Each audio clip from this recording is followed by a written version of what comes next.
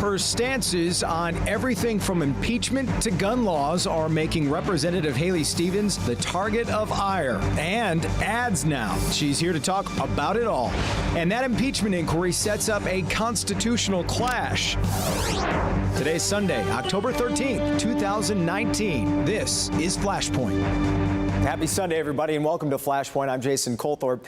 Devin taking the week off. Let's start with some numbers this morning. It's only been 11 months since we went to the polls. Just 283 days since the 116th Congress was sworn in.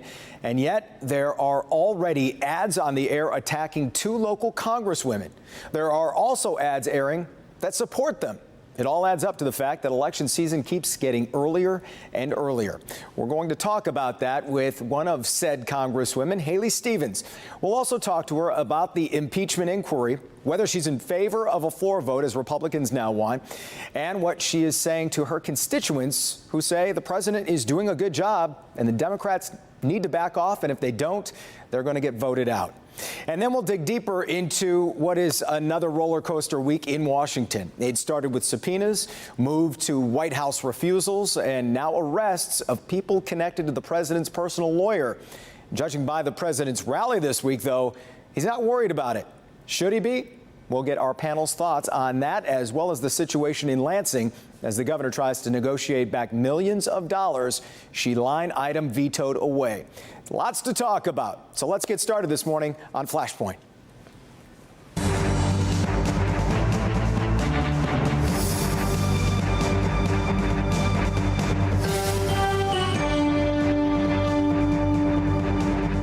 She's been in office fewer than 10 months, but what a busy 10 months they've been.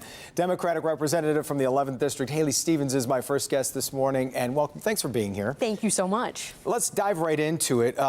Of the Michigan delegation, you were one of the last Democrats to jump on board the impeachment inquiry. Why?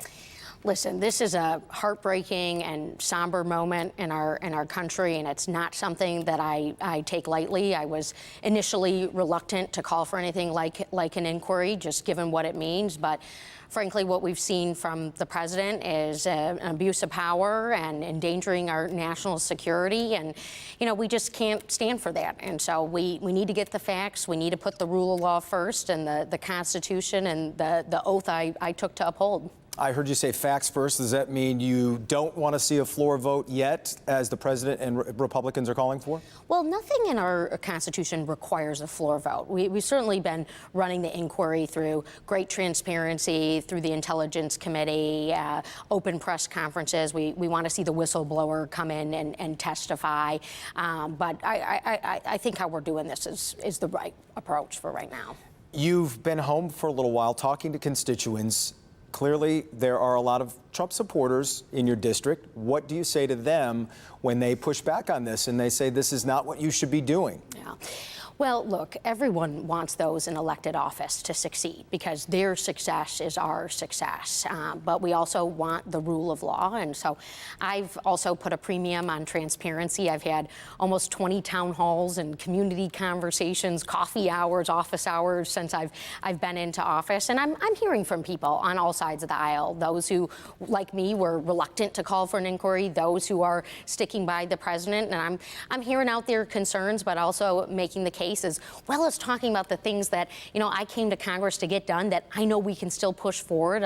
You know, the great bills on lowering the cost of prescription drugs and lowering the overall cost of health care. I'm a champion for our manufacturing economy. I've also met with dozens and dozens of small and mid-sized manufacturers, our training centers, and have even passed a couple of great bills on that front. Do you worry, though, that all those issues, as important as they are, just seem to float into the background now when it's all about the president and the impeachment? Well, I like to encourage people to kind of really tune into the work that we are doing in Congress. I'm on the Science Committee. I even get to hold a gavel on the Subcommittee for Research and Technology. We're bringing a hearing here to Michigan, actually, around smart cities technologies. We're going to be hosting that in Livonia.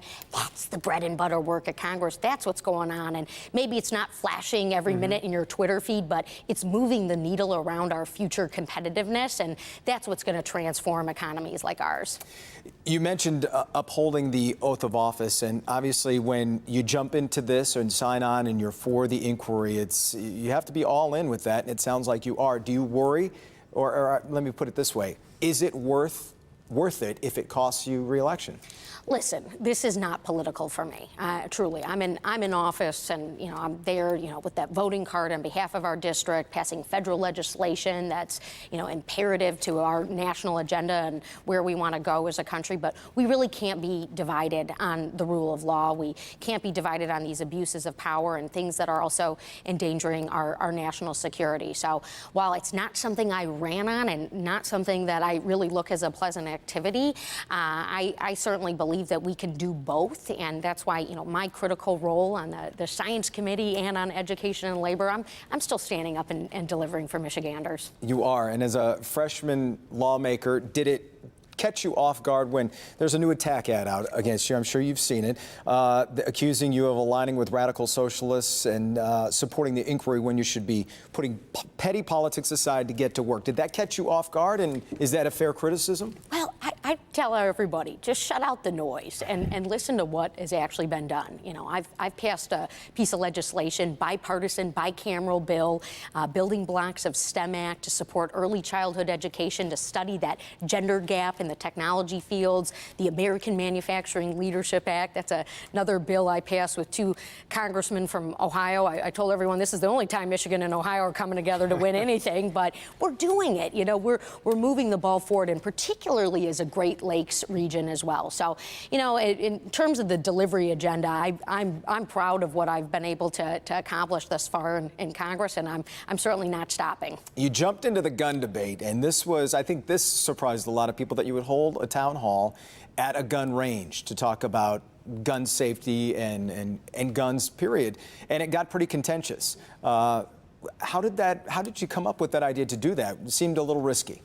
Well, listen, this is an issue that people are passionate about on both sides. Certainly, we respect the Second Amendment and the great sport of hunting and riflery and these traditions that we have here in Michigan. And in fact, the location that we were at, it reminded me of where I went to summer camp. I grew up doing those things, so we were there to talk about gun safety and also some of the legislation that we've put into place that 90-some% of the American public wants to see, which is the background checks, the universal background checks. We've passed that through the House. It's sitting on Mitch McConnell's desk. Let's get it passed. Let's save lives. Let's close those loopholes. Let's make sure we're prosecuting those who are lying on their background checks, lying and trying. That's another bipartisan bill that I'm working on. And my constituents know I'm there for them. I'm certainly going to be doing the right thing to get us the best outcomes for the safety that we want to see in our schools and in our communities. Is it easy to do that when the conversation itself is so difficult? I mean, even at the town hall, you could see it ends up people shouting at each other. Can we even have a civilized conversation about guns anymore, about anything, really? One of the best things, I think it's to come out of the dialogues that we have in our districts and with our constituents is, I had a woman come up to me. She was at that town hall, and she said, "I'm a gun owner." And I think she might have even been a member of the club. I'm not sure. And she said, but I want this common sense gun safety legislation. And so, there were conversations that have continued, coming out of that. And, it's part of I've heard from some of my colleagues, and they said, hey, yeah, we're going to keep working towards getting these bills passed. We've gone over and tried to talk to Senator McConnell, ask why there's this stopgap right now in our Congress. This is not how our founders intended this, Jason, right? Our founders didn't intend to send, 435 people to the House of Representatives, 100 to the Senate, just for us to stall. It's not legislating through the lens of we are there for the people. That's what the House of Representatives want. And I'm an elected official who's right there in the trenches with my constituents, hearing everything and anything that's on their mind. Let me get your take on a couple of things before I let you go. As we tape this, the Gm Uaw strike continues. It seems like they're making headway. As somebody who was on the auto bailout Obama team, what do you think the UAW and GM each need to do to end this? Yeah, well, I try not to interject in the day-to-day management decisions of either enterprise, but I will say something, which is somebody who cares passionately about the value of work. Our best-in-class workforce here in Michigan, selling product to 98% of the consumers that even live outside of our country's borders. That's so important, but we want to make sure that work is actually valued, and that's something that we're here hearing from the workers here. Let me ask you about tariffs real quick. As with a manufacturing background, is this trade war worth it if it levels the playing field? So we've long known that we needed to get tough on China. What we also know is that we don't want to go do it alone. So the unilateral approach that we've been taking on China at the expense of consumers, at the expense of our manufacturers, it's costing all of us. And I talk to way too many of these companies who are saying, my margins are too tight, I'm scared for what's ahead, I might be going out of business. That's not the right policy for Michigan's economy. All right. Haley Stevens, we appreciate your time this morning. Thank you for being here. We'll be back with the Roundtable on this Sunday. Stay with us.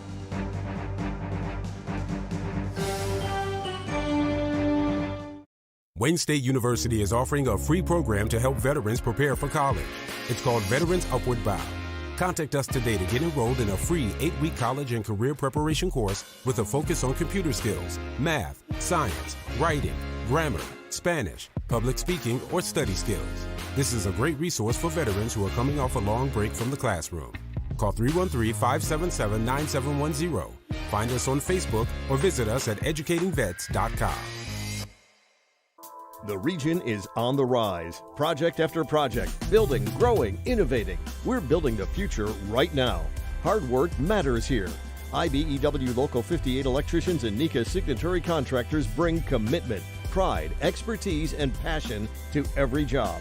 It's our code of excellence. One vision, one team, one mission. To build the very best Michigan for all of us. Put us to work for you. The best contractors, the best electricians, period. Delta Dental of Michigan is building brighter futures in Metro Detroit by supporting teachers, by investing in neighborhoods, by giving back day in and day out so we can all enjoy healthy, smart, vibrant communities. Learn about Delta Dental of Michigan and the work we're doing in your neighborhood at deltadentalmi.com.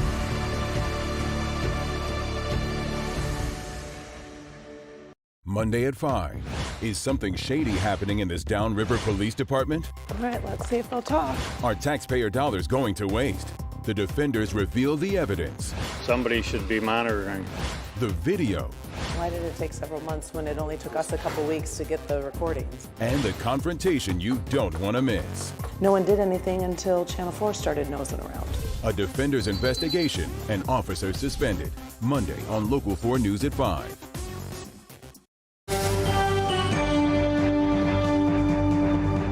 Welcome back. Joining me at the Roundtable this morning is attorney and former Royal Oak Mayor Dennis Cowan, Detroit Free Press columnist Nancy Kaffer, pollster and analyst Steve Mitchell, and Focus Hope CEO Portia Roberson. Everybody, good to have you back. Good morning. What did we think of Congresswoman Haley Stevens this morning? Attack ads already out against Slotkin and Stevens. Does that seem extra early to anyone? No, this is going to be a very expensive cycle. The Republicans were outspent in the last cycle, and they want to go after her. They look, I think, as the impeachment as an opportunity to do that, because she has not taken a stand on this.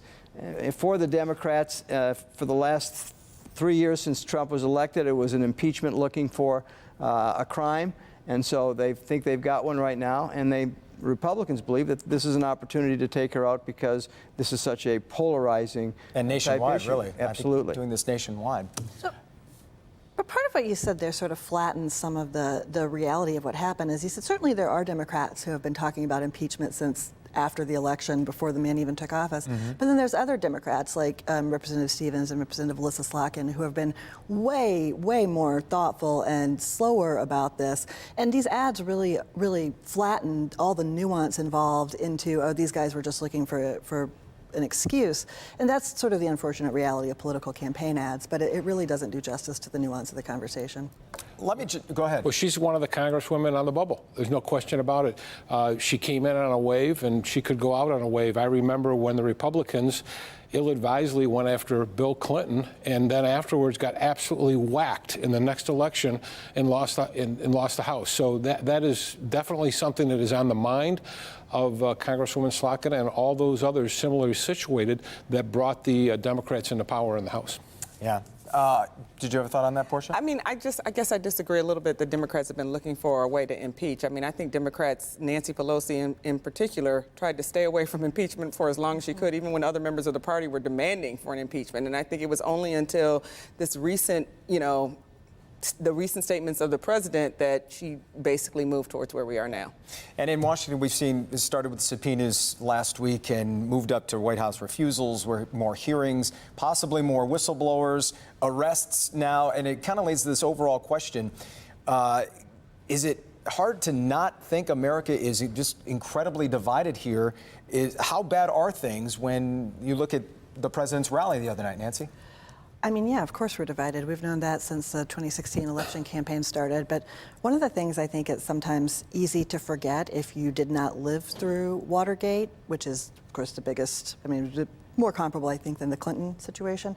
I'm 44, and I wasn't alive during that time. And in my mind, it's like, oh, there was this thing with this break-in at this hotel, and then the president got impeached, and then he left office. But it was years. It was years of this kind of divisive situation, and people saying this is going on too long, and it's bad, and there's nothing, and this is a witch hunt, and all this stuff. Which is even, when you've learned in history class that it was this long process, it's still kind of compressed when you think back on it. And I don't think this is. Things are bad, but we've kind of been here before. Well, let me tell you, I worked on the Hill in 1973, the year before the president was removed from office, and it was not nearly as toxic as it is today. It wasn't nearly as toxic when Bill Clinton was impeached in 1998 either. This is a toxicity level unlike anything I've seen in American politics, and it is really, really scary. When people go after Ellen DeGeneres for talking to George W. Bush, I think it's absurd. I mean, the level of distrust and dislike is beyond the pale. But that tone was set by our current president. That's the tone that he has set since the beginning of his presidency. We've always had parties that disagreed with one another on issues, on policy, on everything. And we've always still managed to not be in the sort of toxicity that we're in right now. And I think that the tone starts with the top. And from day one, whether it's been attacking people through Twitter or saying horrible things about people you don't like, the president has set that tone, and it continues to grow. And it's horrible for the whole country. I think we're in a place now that none of us are really familiar with. But it's been unprecedented. Never in my lifetime have I seen a president attacked from the day before he even got inaugurated. And it's been constant and a constant drumbeat. I agree with Debbie Dingell. And the House has a chance to restore a modicum of faith in the process if they are transparent and thoughtful. Those are her words this week and her recommendation to Nancy Pelosi. And here's why. Right now, this entire hearing, alleged impeachment inquiry, because there has not been a vote as there was in the past, it has been conducted in secret. That is not going to lend the American people to have confidence in this process. And I think it's being done because the Democrats learned from the Mueller investigation they want to control the narrative, and they're going to try to do it as long as they can. But I think they'd be much wiser to have it as an open process, let both sides call witnesses, both sides have subpoena power.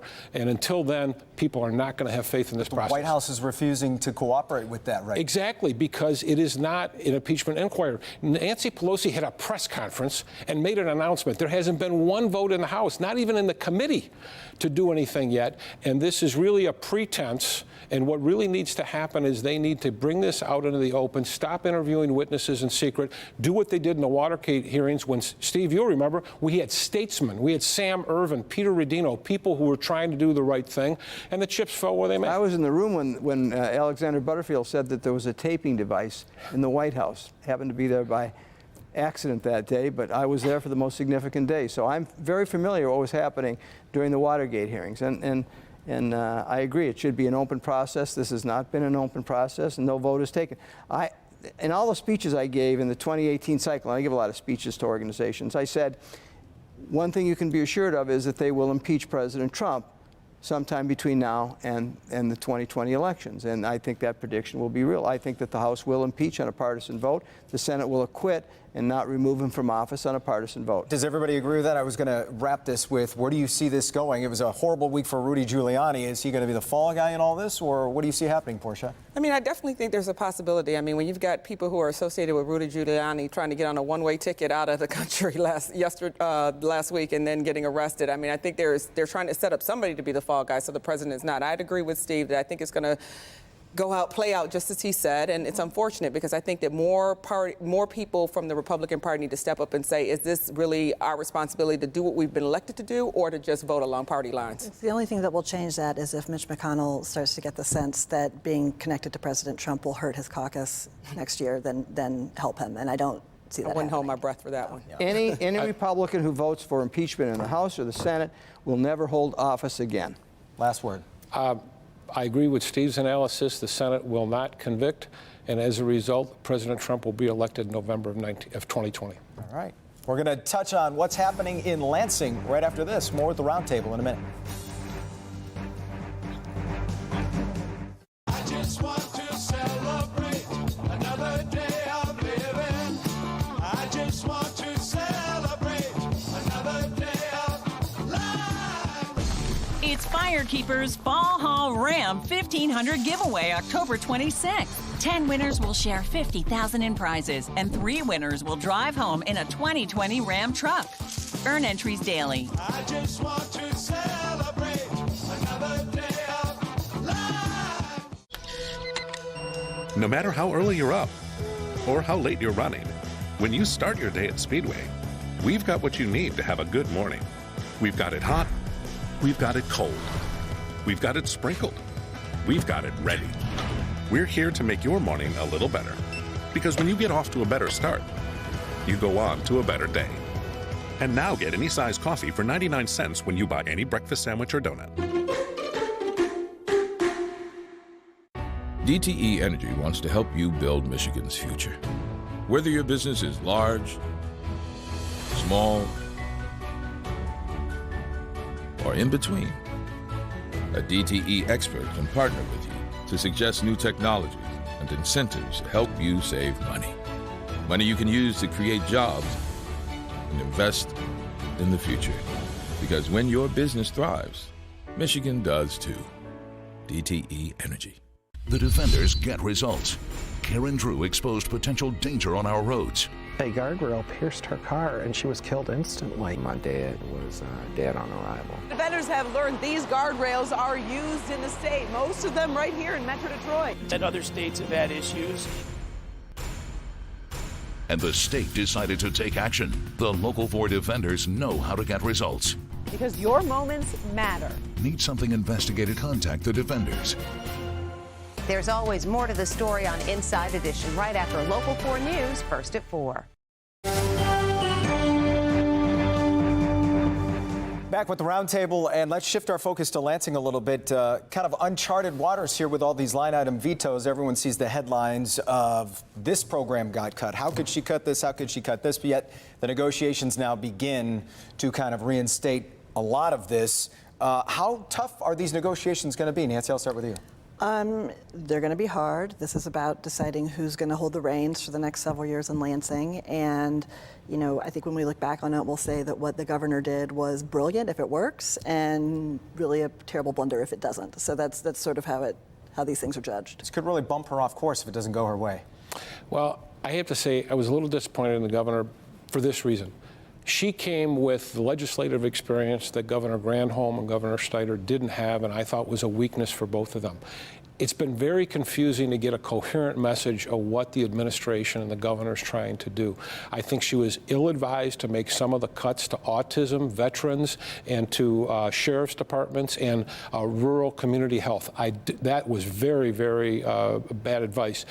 She's now pivoting a little bit. I think there's a chance to reclaim the high ground, but she's got a lot of work to do. Look, this is going to be a very difficult issue on this road funding, and everybody's going to have to buy into something at some point if they're going to get it done. Yeah, that could put us right back at square one, because with road funding especially. I mean, it's going to be a real butting heads on this one. Well, first of all, the governor wasn't the first person to ever use the line item veto. So she, John Engler did it, and everybody said, oh, he's brilliant. He brought everybody, he did what he needed to do to get a budget that was balanced, and a budget that he wanted. And so I push back on the narrative that she's the first person ever tried and she was so horrible for doing it. To this extent, to this extent, she had to do what she had to do. I think I'm encouraged by the fact that Republicans are coming back to the table, that they seem to want to meet in some middle ground, and so hopefully that's the way in which Michigan can lead, and that we come to the table, two different parties, and decide to talk again about what issues and what things need to be reinstated to the budget.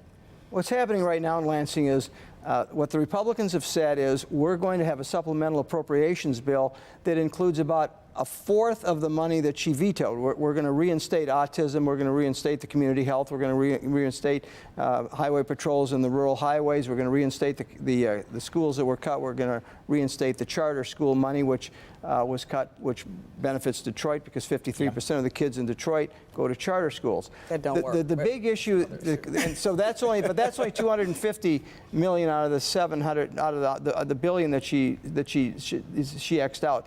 The problem now goes with, there's two issues, the line item veto and then moving things around in the administrative board, having the administrative board move all these items around. And I think the Republicans are going to say, not only for this governor, but for future governors, this is something a governor should not be able to do, and we want legislation that's going to correct that. If she's willing to go with that, then they may add more to the pile than just the $250 million that they're going to reinstate in the supplemental budget they've introduced in both the House and the Senate. They're not nearly as cozy and as warm and cuddly as has been perceived so far by the media. Quick final thought on that process. What's the worst case scenario if things don't go well here? We spent years talking about how we need funding for roads and schools, and I thought we had kind of gotten to a point where everyone realized that we were going to need new money for that. And now we're kind of back to let's shake the sofa cushions and see what falls out. I think, obviously a worst case scenario would be that there's no funding for any of this stuff. But I think the second worst is that we try to fix our roads and schools with the sort of pittance that we need to apply to it. We've got to leave it there. Thanks to our roundtable this Sunday morning, and thank you for joining us for this morning's episode of Flashpoint. Meet the Press is next, right after Mitch Albom's Heart of Detroit. Have a great Sunday, everybody.